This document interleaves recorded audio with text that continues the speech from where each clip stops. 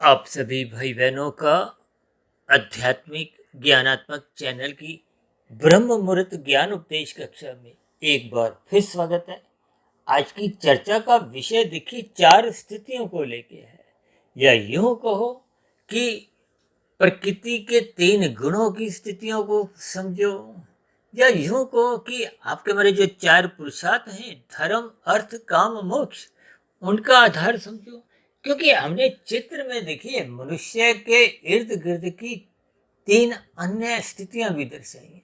अब मनुष्य को तो हमने देखी राजसी स्थिति से दर्शाया, क्योंकि शास्त्रों में ही कहा गया एक साधारण मनुष्य का स्वभाव रजोगुणी होता है, और मनुष्य क्योंकि कर्म जोनी है, साधना जोनी का एक अवसर है, यानी कि मनुष्य जोनी से ही आपकी हमारी फिर स्थितियां बनती बिगड़ती हैं। बनती का मतलब क्या है? देखिए, यदि आप और हम मायातीत की स्थिति को पहुंच जाते हो तो फिर वो एक जन्म मरण के बंधन से मुक्ति पा जाते हैं। और यदि आप विशेष प्रकार के सुखों को भोगने की आपकी रुचि है तो दाएं तरफ हमने जो एक देवता की स्थिति लिखी है, यानी कि जब आपके भीतर में देने के भाव जग जाते हैं, परोपकार के कार्य होने लगते हैं, भले ही सकाम भाव से होते हैं, क्योंकि सकाम भाव से होने से ही तो परमात्मा से अभी उतनी सम्मुखता नहीं होती कि परमात्मा को पाने का लक्ष्य बने। यह देवता का अभिप्राय देने की स्थितियों से है, या योग हो कि जब आप परोपकार के कार्य बढ़ चढ़ के करते हो, प्रकृति के सुखों को पाने के लिए, बड़े बड़े सुखों की प्राप्ति की आपकी एक भोगने की इच्छा बनी होती है, तो फिर ये सभी स्थितियां देखिए एक विशेष प्रकार के मनुष्य को हो या विशेष प्रकार की एक देवता जोनियों को कहो, स्वर्गों से कहो, देखिए मात्र आज की वीडियो से आपने कुछ संकेत समझने हैं। और ये जो मनुष्य से नीचे की स्थितियां हैं, देखिए हमने पशु शब्द लिखा है, इस पशु शब्द को भी आपने ज्ञान पूर्वक समझना है। और ये जो आज वीडियो के देखिए जो तीनों की स्थितियां हैं, इन तीनों की स्थितियों को, प्रकृति के गुणों की स्थितियों को हमने जो इन 4 शब्दों द्वारा अलग अलग रंग दर्शाए हैं, या यूं को कि धर्म अर्थ काम मोक्ष की स्थितियां हैं। देखिए, धर्म का अभिप्राय एक सात्विक स्थिति से, उसको आप देवता से समझ सकते हो। एक संसारी विषय भोगों को भोगने की जो एक रुचि है, वो मनुष्य जीवन से संबंध रखती है। इसका अभिप्राय क्या है? ये एक राजसी स्थिति है।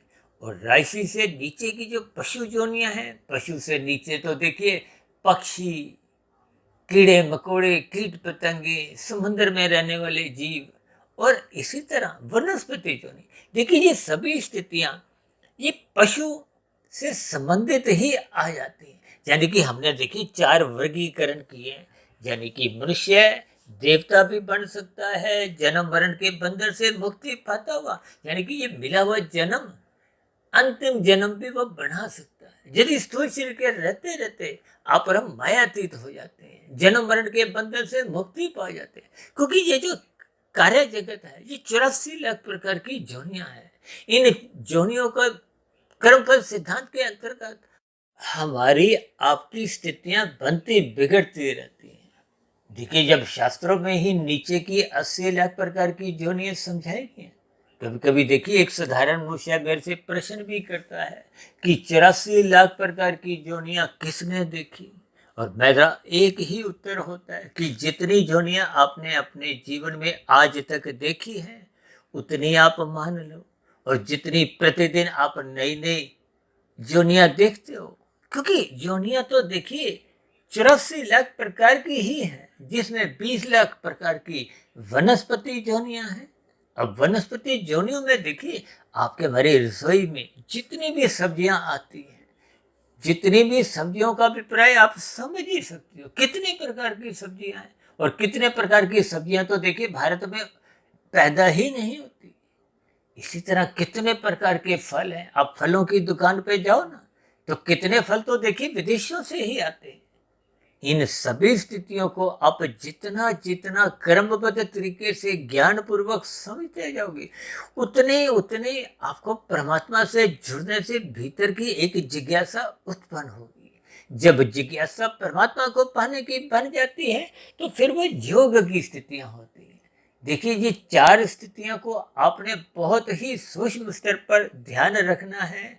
प्रकृति के तीन गुणों की स्थितियों को भी समझना है और आपके मेरे जो तीन शरीर हैं, स्थूल शरीर, सूक्ष्म शरीर और कारण शरीर, इन सभी स्थितियों को आपने हमने ज्ञान पूर्वक समझना है। क्योंकि बार बार जो आपके हमारे शरीर बदलते हैं, भले ही देखिए ये सभी के सभी शरीर एक प्रारब्ध लेके आते हैं। प्रारब्ध का अभिप्राय जाति, आयु, भोग से होता है। जाति का अभिप्राय देखिए, जैसे उदाहरण के लिए आपके हमारे परिवार में किसी शिशु का जन्म गर्भाकाल की स्थिति में पहुंच गया है, यानी कि गर्भाधान का एक स्थिति पहुंच गई है। इसका मतलब क्या है कि लगभग 9 माह 9 दिन में उसका जो एक पूर्ण स्थिति एक स्थूल शरीर की विकसित हो जाएगी और उसके बाद उसका जन्म क्या है, शिशु की एक अवस्था है, एक बचपन काल की अवस्था है, फिर किशोरावस्था की स्थितियां हैं, फिर युवावस्था की स्थितियां हैं, फिर प्रौढ़ अवस्था की स्थितियां हैं, फिर वृद्धावस्था की स्थितियां हैं और फिर मृत्यु की स्थिति है। यानी कि स्थूल शरीर माता के गर्भ में एक बनता है और फिर जीवन जीता हुआ, क्योंकि मनुष्य योनि ही एक विशेष कर्म योनि बताएगी। शेष सभी योनियां या योगों की 83,99,999 जोनियां ये भोग जोनियां है। देखिए इन सभी स्थितियों को आपको ज्ञान पूर्वक समझना है। इसीलिए मैंने आज के देखिए वीडियो के चित्र में बहुत ही सूक्ष्म स्तर पर रंगों की स्थितियां, क्योंकि हम देखिए सफेद रंग सत्वगुण का प्रतीक दिखाते हैं। यूँ तो हमारे चैनल में देखिए लगभग 2650 के आसपास वीडियो प्रसारित हो चुकी है और आरंभिक स्तर पर 300, 400, 500, 600 वीडियो में हमने इन रंगों की स्थितियों को कोई विशेष स्तर पर महत्व नहीं दिया था, या यूं को कि परमात्मा की उतनी प्रेरणा मेरे मन बुद्धि के स्तर पर उजागर नहीं हुई थी। लेकिन जैसे जैसे ज्ञान की कड़ियां एक चिंतन मनन से शोध में पहुंचने लगती हैं, तो फिर इन सभी स्थितियों को हमने देखिए कर्मबद्ध तरीके से, ये जो रजोगुण की स्थिति है इसको हम रंगीन रंग से दर्शाते हैं और तमोगुण की स्थिति को काले रंग से। आजकल तो देखिए रामलीला के दिन चल रहे हैं। अब रामलीला के दिनों में तो क्या होता है, आप रावण की सेना में देखते हो ना, काले कपड़े उन्होंने पहने होते। काले कपड़े का मतलब अज्ञानता की स्थिति से। अब काले कपड़ों को देखिए आप न्यायालय की स्थितियों से भी यदि आप जोड़ोगे तो हो सकता है कुछ इनके भिन्न अर्थ समझ में आए। लेकिन देखिए मेरा मुख्य उद्देश्य एक ही होता है कि हम सभी मनुष्यों को क्रमबद्ध स्थितियों का, यानी कि ज्ञान की जो सूक्ष्म कड़ियां हैं वो समझ में आ जाए। यूँ तो देखिए मैं बार बार कहता रहता हूँ कि शास्त्रों में विशेष रूप से देखिए वेदों का जो ज्ञान है, यूँ तो वेदों को ही ज्ञान कहा जाता है। ये वेदों का ज्ञान किसी ने भी देखिए लिखा नहीं, इसलिए तो वेदों को मैं अक्सर एक दिशा निर्देश से जोड़ देता हूँ, यानी कि आपके हमारे जीवन के एक दिशा निर्देश है। ये सृष्टि के आरंभ में देखिए, ये कलयुग से पहले द्वापर युग था, द्वापर से पहले त्रेता युग था, उससे पहले सतयुग था, उस सतयुग से पहले फिर कलयुग का। ये तो देखिए गुणों का प्रवाह अनादिकाल से चलता आ रहा है। देखिए इसका कोई आरंभ नहीं है। इसलिए तो देखिए परमात्मा की व्यवस्था में सभी स्थितियां गोलाकार है। अब गोलाकार में देखिए कोई भी उसका आरंभ अंत की स्थितियां कभी बनते नहीं है। हमने तो इससे संबंधित देखी बहुत सी वीडियो प्रसारित की, लेकिन इन सभी स्थितियों को मनुष्य बहुत हल्के में लेता है और अक्सर मनुष्य वीडियो को देखिए आरंभ से अंत तक सुनता नहीं है। और मैं तो आप भाई बहनों से बार बार हाथ जोड़ के विनती करता रहता हूँ कि गीता का 13वां 14वां अध्याय बार बार पढ़ो, प्रकृति के 3 गुणों की रहस्यमय स्थितियों को समझो। स्वयं भगवान श्री कृष्ण जी ने गीता में इन 3 गुणों के ज्ञान विज्ञान को ही गूढ़तम ज्ञान कहा है। जब गूढ़तम ज्ञान शब्द लग गया तो उससे ऊपर की फिर बात आपको मैं कुछ सोचने ही नहीं है। यानी कि इन 3 गुणों का ज्ञान विज्ञान आपको हमें समझना होगा। भले ही ये 3 गुण देखिए नित्य हैं, लेकिन इन 3 गुणों का जो विस्तार है, पसारा है, ब्रह्मांड की जो स्थिति है,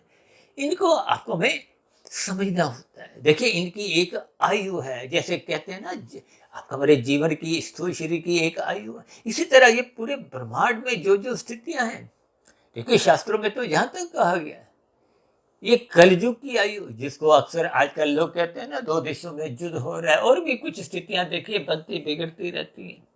तो अक्सर आप ऐसे कुछ वाक्य सुनते हो कि प्रलय आने वाली। देखिए ये कलयुग की स्थिति का जो कार्यकाल है, ये 4,32,000 वर्ष का है।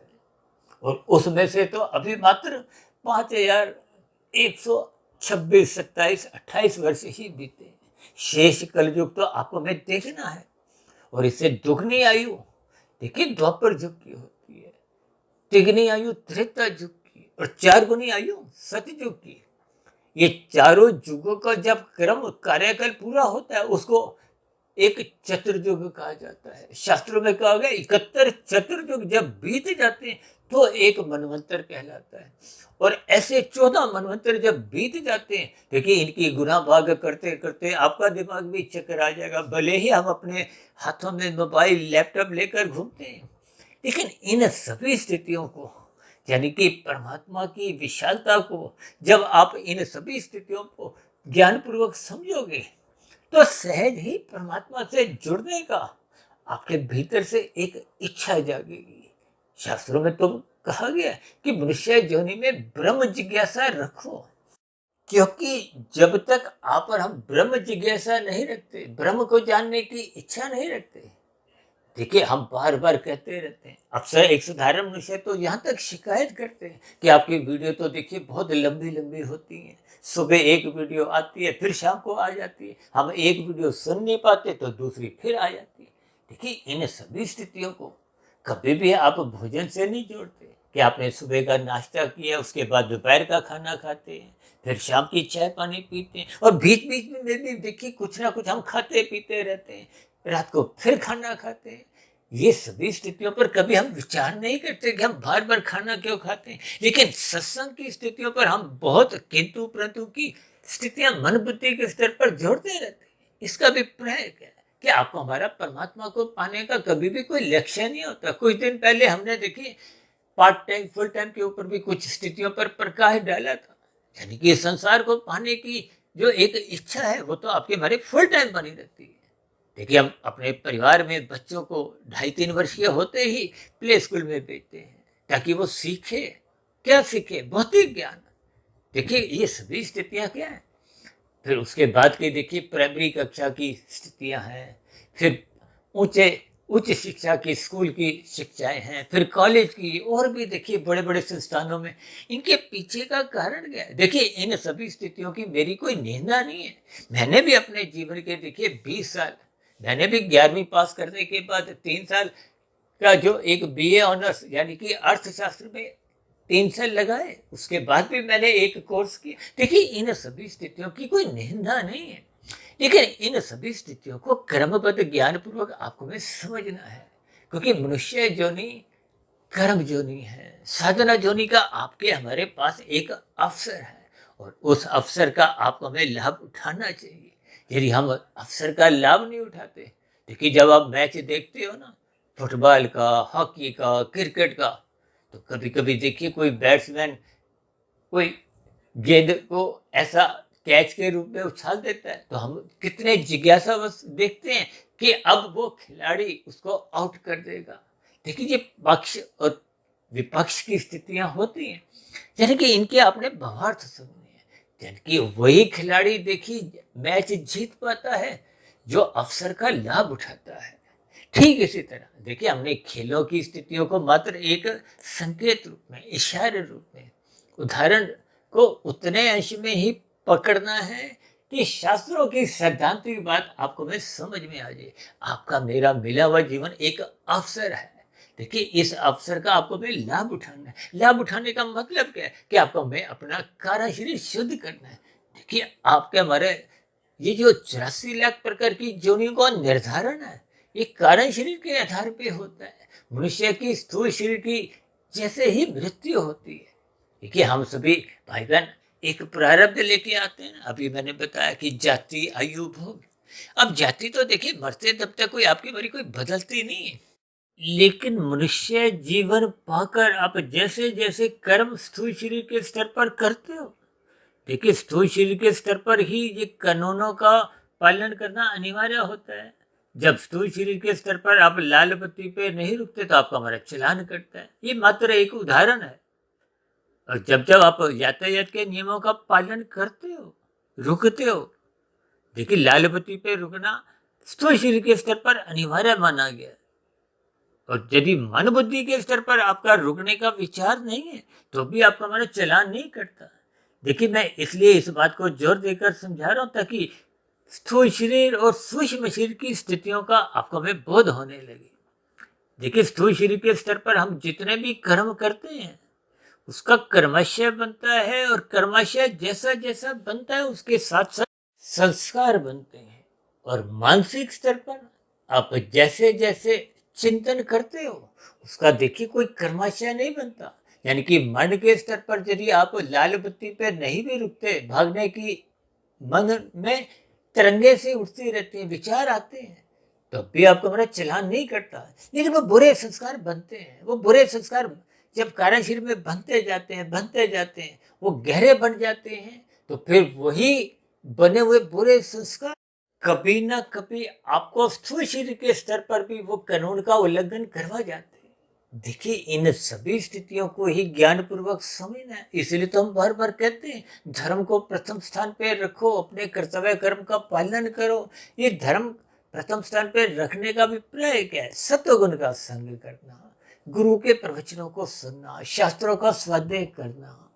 ये ब्रह्म मुहूर्त में उठने की जो एक स्थितियां बार बार जो हम समझाते रहते हैं कि उठो, ये सत्वगुण की एक शुद्धतम स्थिति है। इस स्थिति विशेष में उठकर आप जितना देखिए स्थूल शरीर के स्तर पर लाभ उठाते हो तो आपको विभिन्न प्रकार के जो एक रोग हैं उनसे आपका हमारा बचना संभव हो जाता है।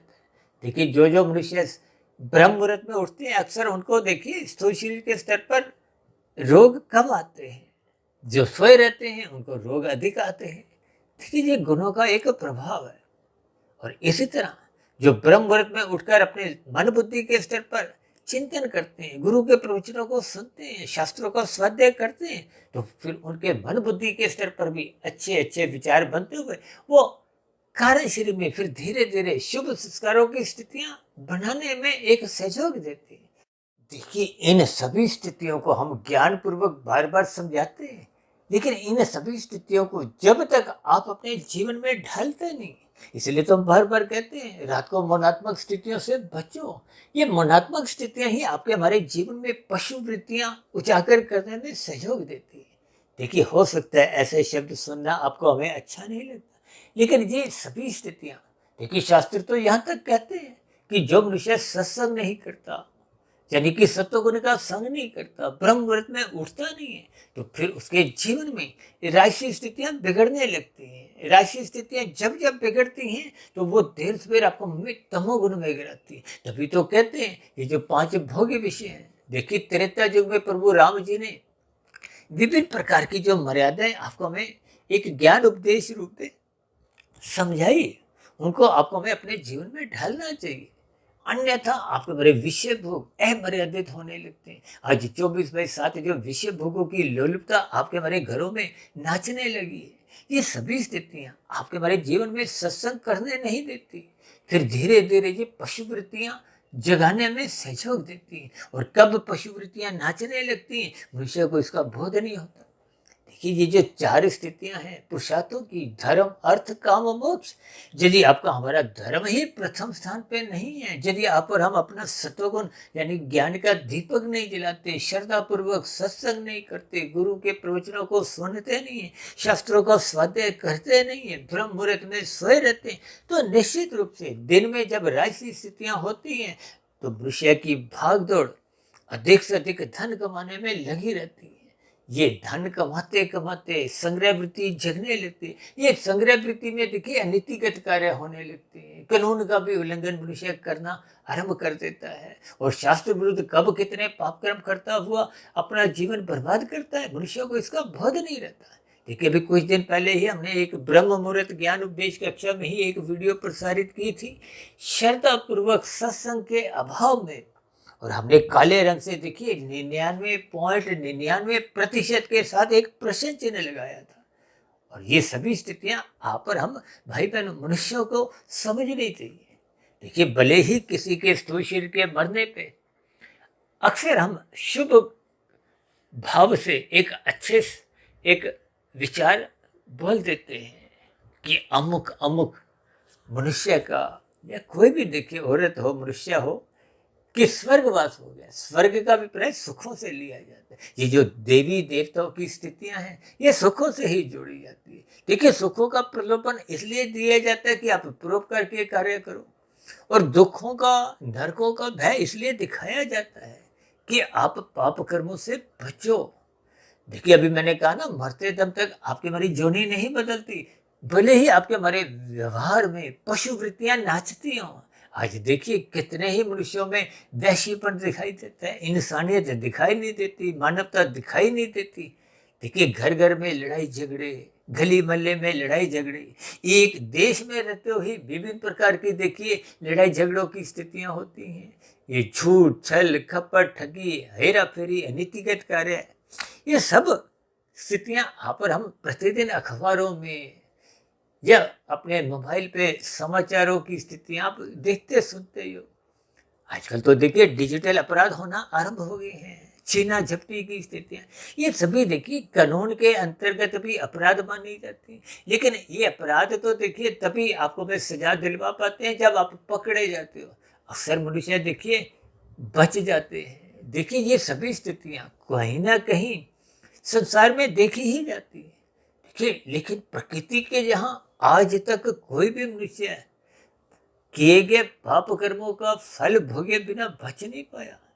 यानी कि अक्सर हम बार बार कहते हैं ना, देखिए यहाँ की अदालतों में तो आपको में जमानतें मिल जाती हैं, किसी तरह कुछ गवाहों की स्थितियां कुछ बिगड़ जाए या कुछ सबूतों का अभाव रहे, तो यहाँ भौतिक जगत में अक्सर मनुष्य देखिए छूट जाते हैं, जमानतें मिल जाती हैं। लेकिन परमात्मा के यहाँ अक्सर हम देखिए पाप कर्मों को गैर जमानती वारंट से जोड़कर इसीलिए समझाते हैं कि वहां किंतु परंतु की कोई स्थितियां नहीं बनती। यानी कि जितने अंश में आपका हमें ये भौतिक जगत में उस अपराध का कहो, पाप का कहो, फल भोग लिया जाता है, शेष अंश में ये नीचे की जोनियों में ये प्रकृति के कर्मफल सिद्धांत के अंतर्गत आपको में भोगना पड़ता है। ये जो हमने पशु शब्द लिखा है काले रंग से, इसका मतलब क्या है? इसलिए तो हम बार बार कहते हैं कि अपने जीवन में इन राशि विषय भोग, गंध, रस, रूप, स्पर्श, शब्द, इनको मर्यादा में रखो। ये जब जब अमर्यादित होंगे, नाचेंगे, इसलिए तो हम कहते हैं धर्म को प्रथम स्थान पे रखो। अन्यथा ये अर्थ और काम, देखिए अर्थ का अभिप्राय धन से है, धन का अभिप्राय ये तमोगुण की स्थितियों से है। देखिए, तमोगुण को पदार्थों से जोड़ा जाता है, और रजोगुण को क्रिया से जोड़ा जाता है, और सत्वगुण को ज्ञान से जोड़ा जाता है। तो देखिए सभी गुणों के कुछ अलग अलग अर्थ हैं, अलग अलग भवार्थ हैं, अलग अलग स्थितियों में इनके भवार्थ अक्सर हम समझाते रहते हैं। हम तो बार बार कहते रहते हैं कि ब्रह्म मुहूर्त में उठो। ये आपके बड़े दिन में जो राशि स्थितियां होती हैं, जब 5 भोग्य विषयों की स्थितियां मंडराती रहती हैं, आकर्षित करती हैं, जिसका सत्संग कमजोर होता है, सात्विक स्थिति डामाडोल होती है, तो फिर ऐसे मनुष्य उस राशि स्थितियों में फिसलने लगते हैं, और फिसलते फिसलते कब तमोगुण में गिरते हुए कितने पापक्रम कर जाते हैं, जिसके फलस्वरूप आपका मेरा कर्माशय बिगड़ता है, संस्कार बिगड़ते हैं। और ये जो मनुष्य से नीचे की जो स्थितियां हैं, जिसको हमने मात्र एक इशारे रूप में पशु, देखिए दाएं तरफ हमने देखिए एक सफेद तीर दिखाए हैं, यानी कि इन इशारों को, इन ज्ञान को समझे। देखिए, पशु से नीचे की जोनियां क्या है? यूं तो देखिए शास्त्रों में 30 लाख तरह की पशु जोनियां बताई गई हैं, 10 लाख तरह के पक्षियों की जोनियां हैं, 11 लाख तरह के कीड़े मकोड़े कीट पतंगे हैं, 9 लाख तरह की समुद्र में रहने वाली जोनियां हैं, 20 लाख तरह की वनस्पति जोनियां। देखिए, आपका हमारा भोजन शास्त्रों में वनस्पति समझाया गया। अब वनस्पति जोनी, अभी कुछ दिन पहले हमने वीडियो बनाया था ना, ये वनस्पति जोनी तो देखिए स्थावर है, ये हिलजुल नहीं सकती, भाग नहीं सकती, तो ये आपके हमारे जीवन का देखिए एक भोजन है। जबकि देखिए आप मच्छर को पकड़ो, चींटी का भी रास्ता रोको, मक्खी को पकड़ना चाहो तो वो भाग जाती है, उड़ जाती है, पक्षी भी उड़ जाते हैं। पशु भी भाग लेते हैं। ये संकेत मैं इसलिए दे रहा हूँ ताकि आपके हमारे जीवन में ये जो मांसाहार भोजन की स्थितियां आजकल बढ़ती जा रही है।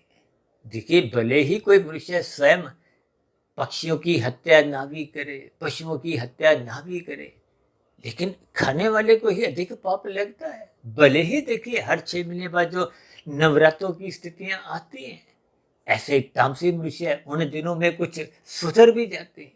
लेकिन आपका हमारे व्यवहार में देखिए जैसी जैसी स्थितियां बन जाती हैं, व्यवहार का मतलब जैसा जैसा आपका हमारा स्वभाव होता है, दिनचर्या होती है, जैसे जैसे संस्कार बन चुके होते हैं। और संस्कार बनते हैं संग से। संग किसका? इन 3 गुणों का। जो जिस गुण का जितना संग करता है, आज मनुष्य रात को गुणात्मक स्थितियों से कितना अधिक जुड़ा हुआ है। रात को 10 बजे, 11 बजे, 12 बजे, 1 बजे, 2 बजे तक जगते रहते हैं। आजकल तो लेट नाइट पार्टियां, मौज मस्ती की स्थितियां।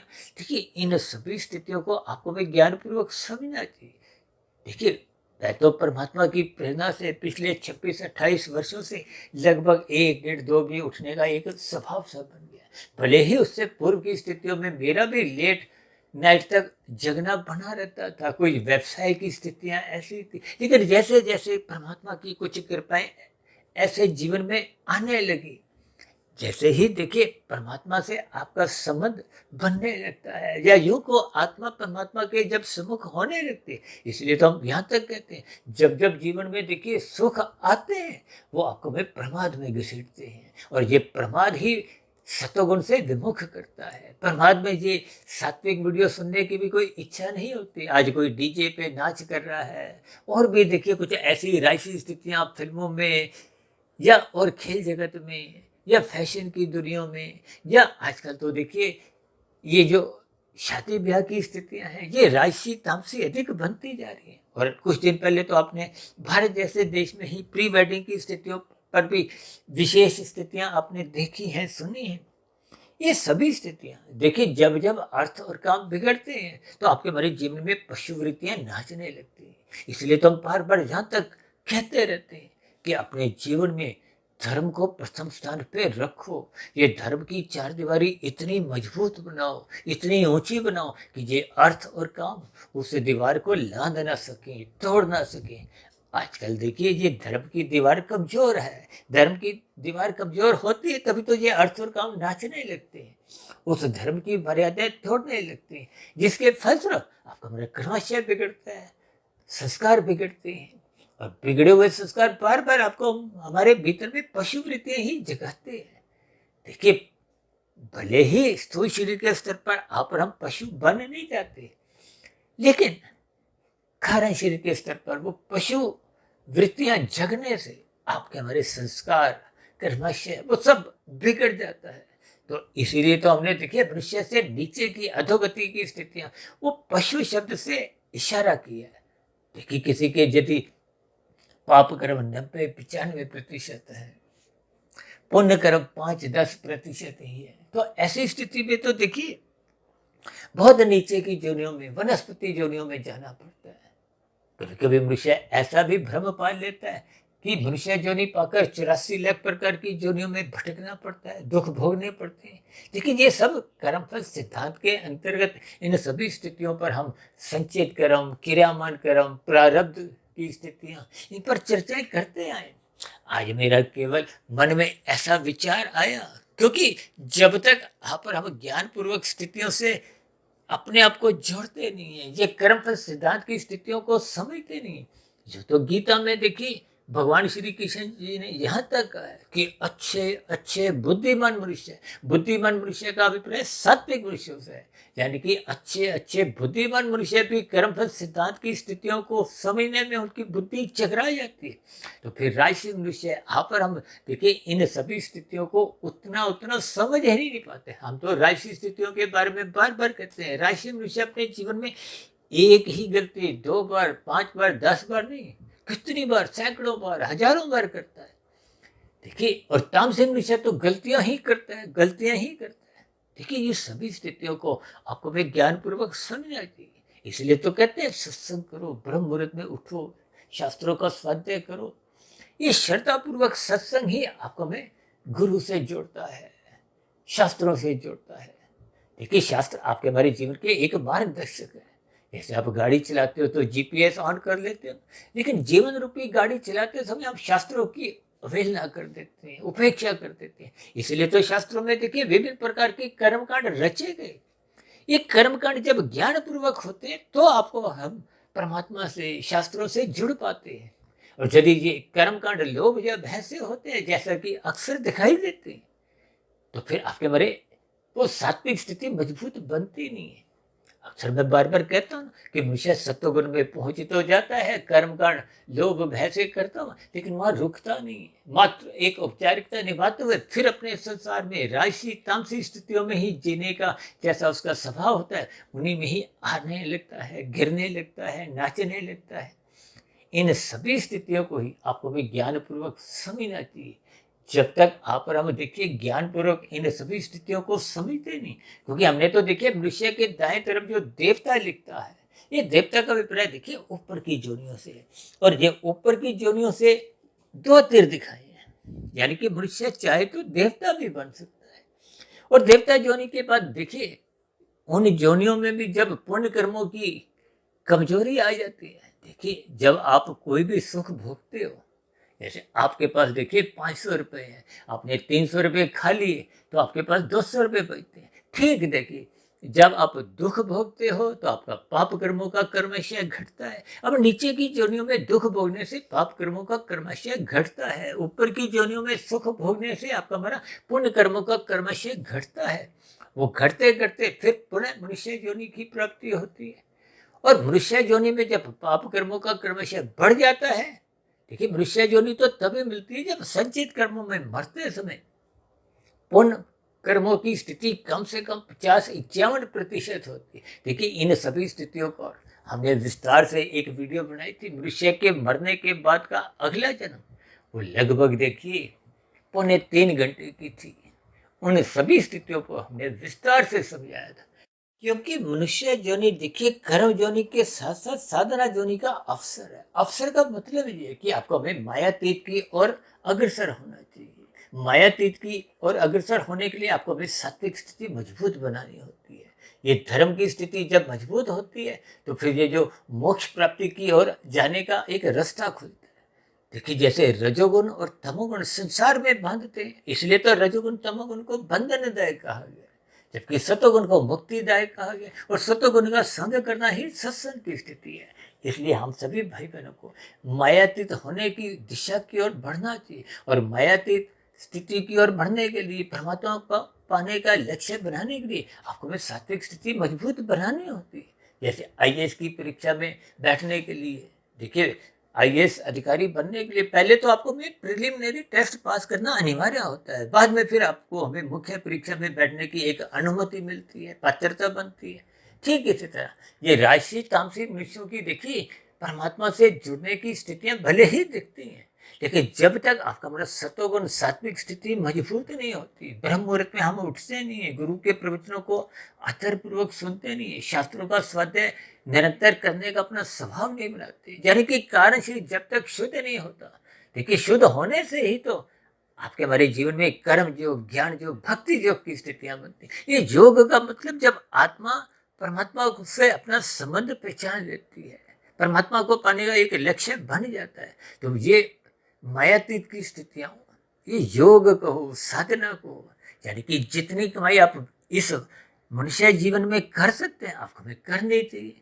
ये कमाई ही आपको भाई बार बार मनुष्य योनि की ही प्राप्ति दिलवाती है, क्योंकि कमाई करने का जो अवसर है वो केवल मनुष्य जीवन में ही है। जैसी जैसी आपकी हमारी इच्छा होती है, पात्रता होती है। अब किसी की देखिए पात्रता तो ऊपर की जोनियों में या सुखों को भोगने की बनी हुई है, लेकिन उसकी मन में कोई इच्छा नहीं है। इच्छा किसकी है? परमात्मा को पाने की। तो फिर ऐसी स्थितियों में मनुष्य की मरने के बाद जो मनुष्य जीवन में जन्म है वो संस्कारी माता पिता के यहाँ ही मिलता है। गुरुजनों का संग सहज ही उपलब्ध होता है, ताकि वो शेष बची हुई आध्यात्मिक यात्रा को पूर्ण कर सके। जब हम स्थूल शरीर के रहते रहते अपने कार्य शरीर को शुद्ध कर लेते हैं, शुभ संस्कार 100% बन जाते हैं, तो फिर आत्मा पर किसी भी प्रकार का कोई आवरण रहता नहीं है। यानी कि वो स्थूल शरीर के मरते ही वो मायातीत की स्थिति होती है, यानी कि आपको में फिर आध्यात्मिक शरीर की प्राप्ति हो, एक लंबे काल के लिए आनंदमय जीवन गुजारने का एक अवसर मिलता है। देखिए, इन सभी स्थितियों को परमात्मा की प्रेरणा से, गुरुओं के आशीर्वाद से, चित्र द्वारा, रंगों द्वारा, प्रकृति के 3 गुणों की स्थितियां, आपके मेरे 3 शरीरों की स्थितियों को मैंने क्रमबद्ध समझाने का एक प्रयास किया। फिर भी देखिए, मैं भी एक मायाबद्ध की ही स्थिति में हूँ। फिर भी इन सभी स्थितियों पर समझाते हुए कुछ कमियां रह सकती हैं। इसलिए मेरी आप सभी भाई बहनों से विनती है कि आज की वीडियो विशेष को आप 1 बार 2 बार क्रमबद्ध तरीके से चित्र पर निगाह बनाए रखते हुए सुनो, और फिर भी सुनते समय कुछ कमियां लगी हों, कुछ आपके मन में प्रश्न उठ रहे हों, तो आपके प्रश्नों का, और यदि मेरी कही गई बातें ही आपको तर्क संगत सही नहीं लगी हो, तो आपके विभिन्न प्रकार के जो एक शिकायत है, देखिए मेरी कही गई बातों पर आपका यदि कोई टिप्पणी हो, तो आपकी टिप्पणियों का, शिकायतों का, जब कोई कही गई बात आपको बुरी लगी हो, यानी कि इन सभी स्थितियों का नीचे दिए गए कमेंट्स बॉक्स पर जाकर आपके प्रश्नों का, सुझावों का और शिकायतों का सदा ही स्वागत है। हम सभी भाई बहनों की आध्यात्मिक उन्नति के दरवाजे क्रम से खुलते जाएं, ताकि हम मायातीत की स्थिति की ओर निरंतर अग्रसर हों, क्योंकि परमात्मा ही आनंद स्वरूप सत्ता है। ये जगत की स्थितियां तो देखिए जड़ है, जड़ का अभिप्राय यहाँ तामसी, राजसी, सात्विक स्थितियां हैं, और तामसिक स्थितियों की तो जितने भी सुख हैं वो तो क्षणिक है। भले ही आप लाखों, करोड़ों, अरबों, खरबों कितना भी धन कमा लो, भले ही ऊंचे से ऊंचा पद प्रधानमंत्री, राष्ट्रपति का प्राप्त कर लो, भले ही फिल्मी जगत का कोई सुपरस्टार बन जाए, खेल जगत का नामी गिनामी खिलाड़ी भी बन जाए, ये सभी स्थितियां अल्पकालिक हैं, क्षणिक हैं, क्योंकि आपका मेरा जीवन ही देखिए कोई लंबा चौड़ा नहीं है। ये 60, 80, 100 वर्ष का है। इन सभी स्थितियों को ज्ञानपूर्वक समझते हुए आपको हमें परमात्मा को पाने का लक्ष्य बनाना चाहिए। तो ऐसा लक्ष्य आपका, हमारा सबका बने। इन्हीं शुभकामनाओं के साथ अब चर्चा विशेष को यहीं विराम देते हैं। शाम को फिर मिलते हैं संध्या बेला ज्ञान कक्षा में। तब तक आप अपने आध्यात्मिक मित्र सुधीर भाटिया फकीर को इजाजत दें, और इस वीडियो विशेष को ध्यानपूर्वक, धैर्यपूर्वक, गंभीरतापूर्वक सुनने के लिए आप सभी भाई बहनों का बहुत बहुत धन्यवाद।